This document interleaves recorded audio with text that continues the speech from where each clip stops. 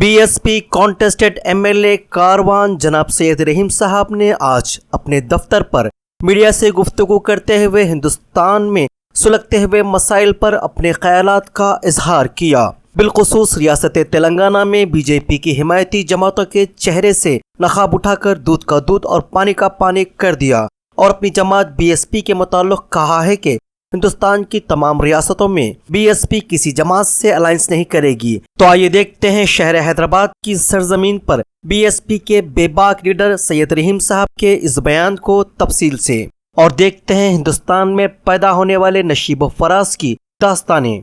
अस्सलाम वालेकुम रहमतुल्लाहि व बरकातुहू। मैं टोली चौकी कारवान कॉन्स्टिट्यूंसी की जानिब से कुछ चीज़ें सामने रखना चाह रहा हूँ और जो चल रहे हैं आज हिंदुस्तान के अंदर हुकूमत के जो पॉलिसीज़ चल रहे हैं उस बारे में मैं खुल के बताना चाहता हूँ कि पहली बात तो ये है, गुज़िश्ता 2 दिन पहले जो है बहन कुमारी मायावती जी ने 65वीं साल की सालगिरह के पेश नज़र रखते हुए जो है कि यूपी और उत्तराखंड के मामले के ताल्लुक से जो है उन्होंने अपनी अकेली पार्टी ही जो है कॉन्टेस्ट करेंगे, किसी से जो है अलायंस ना करेंगे और किसी से जो है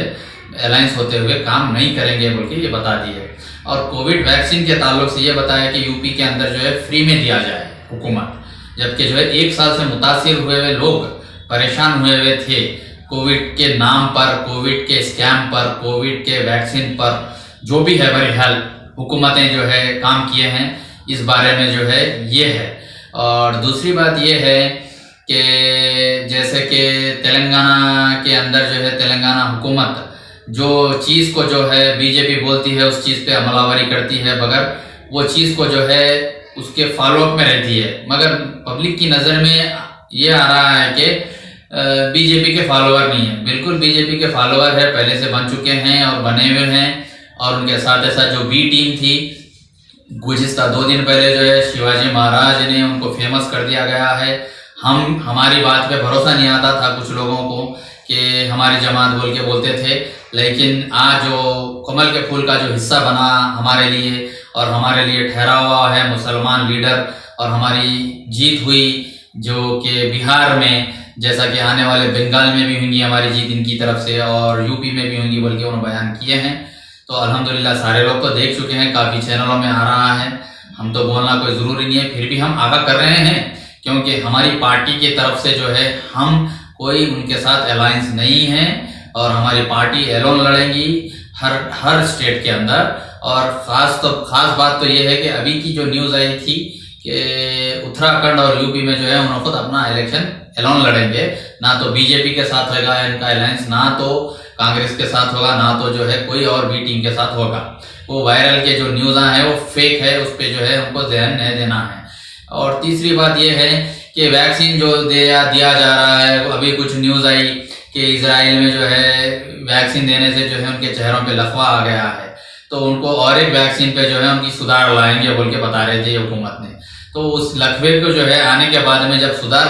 जब एक बार आदमी ख़राब हो जाता है तो उसकी सुधार आने में जो है बहुत टाइम लगता है। तो ये चीज़ें जो है इसके अंदर बने हुए वैक्सीन के और एहतियाती बरतना बहुत ज़रूरी है और सोच समझ के हमको जो है प्रिपेयर रहना है। ये वैक्सीन के नाम पर, ये कोविड के नाम पर सारे स्कैम चल रहे हैं और सब्सिडी के नाम पर भी बहुत बड़ा स्कैम है बीजेपी गवर्नमेंट का, और लोग नहीं समझ सके थे, आज खुल के आ गई। और तीसरी बात ये है कि फार्मर का आंदोलन जो है अल्हम्दुलिल्लाह 2 महीने के ऊपर हो चुका है, ना तो हुकूमत जो है ठस से मत बोल रही है, बस उनकी जो है मौतें हो रही हैं, उनकी जो है हर मामला जो है बिगड़ चुका है। और उसी तरह जो है 26 जनवरी को जो है उन्होंने अपना आंदोलन का जो है जज्बा हो या ताकत हो दिखाने की कोशिश कर रहे हैं। इंशाल्लाह अल्हम्दुलिल्लाह हो सकता है कि अल्लाह उनकी आंदोलन को कामयाब करे और उनके साथ साथ जितने भी आंदोलन में लगे हुए हैं, मुसलमान भाई भी है, सिख भी है, दलित भी है, हर एक भी है। और पंजाब से जो लोग आए थे मायावती के जितने भी कैडर, उन लोग भी लगे हुए हैं कि फार्म बिल वापस लेना चाहिए और फार्म बिल को वापस बहुत ज़रूरी है लेना, जब तक के जो है वो आंदोलन ख़त्म नहीं करेंगे बोल के वो चैलेंज किए। बहुत अच्छी बात है, हमारे लिए भी अच्छी बात है, सारे हिंदुस्तान के लिए अच्छी बात है वो आंदोलन जो चल रहा है। चौथी बात ये है कि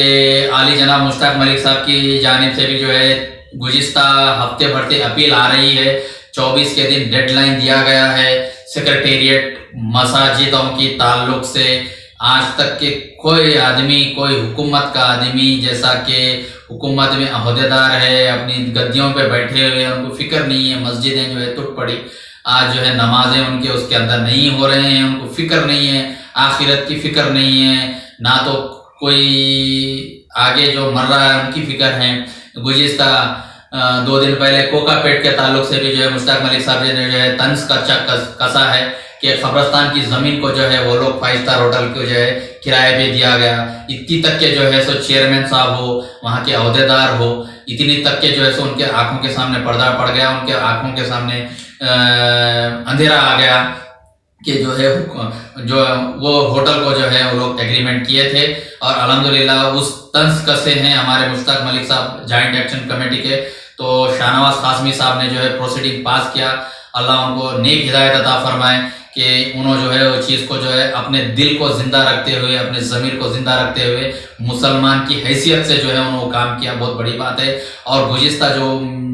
और भी जायज़ातें हैं उन्होंने अपनी तरफ से सिक्योर करना और उन्होंने हिम्मत से आगे काम करना, बल्कि हम तो ताकत बन के काम करना, बल्कि हम तो दुआ कर रहे हैं, हम तो बार बार अपील करते जा रहे हैं मुसलमान को कि हमारे मसाजिदों को आबाद करिए, हमारे मसाजिदों को जो है हर नमाज के लिए आबाद करिए और गफलत में मत रहिए। ये हुकूमत बहुत चालबाजी के काम चालू कर दिए हैं और आगे तेज़ी में होने वाला है और हमको कोई आगाह नहीं कर रहा है, हमको आगाह होने की बहुत ज़रूरत है।